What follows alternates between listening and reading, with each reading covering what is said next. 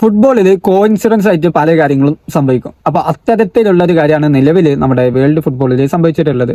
അതായത് എന്താന്ന് വെച്ചാൽ 2024 മാർച്ച് 19 നമ്മുടെ റയൽ മാഡ്രിഡിന്റെ ഗോൾ കീപ്പർ ആയിട്ടുള്ള തിബോട്ട് കോർട്ടോ ഇഞ്ചേർഡ് ആകുന്നത്. ആദ്യം 2024 വർഷം റയൽ മാഡ്രിഡ് ചാമ്പ്യൻസ് ലീഗ് അടിച്ച വർഷമാണ്, 15ാമത്തെ ചാമ്പ്യൻസ് ലീഗ്.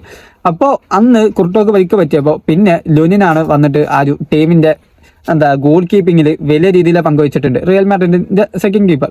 ആ വർഷം അവർക്ക് പിന്നെ ചാമ്പ്യൻസ് ലീഗ് അടുക്കാൻ പറ്റി.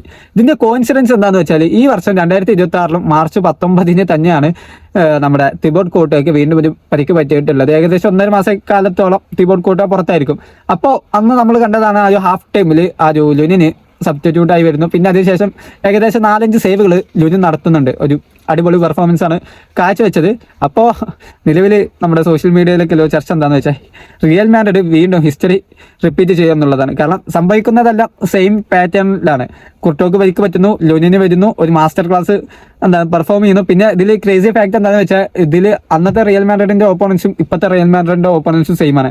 അതായത് അന്ന് റിയൽ മാഡ്രിഡ് ക്വാർട്ടർ ഫൈനലിൽ മാഞ്ചസ്റ്റർ സിറ്റിയും സെമി ഫൈനലിൽ ബയർ മ്യൂണിക്കുമായിരുന്നു. ഇന്ന് റൗണ്ട് ഓഫ് 16 മാഞ്ചസ്റ്റർ സിറ്റിയും ക്വാർട്ടർ ഫൈനലിൽ ബയർ മ്യൂണിക്കുമാണ്. അപ്പോൾ അത്തരത്തിലുള്ള കമ്പാരിസനെ നോക്കിയാൽ സെയിം രീതിയിലാണ് നടന്നു പോകുന്നത്. അപ്പോൾ റിയൽ മാഡ്രിഡ് 16ാമത്തെ ചാമ്പ്യൻസ് ലീഗ് അടിക്കോ ഇക്കൊല്ലം?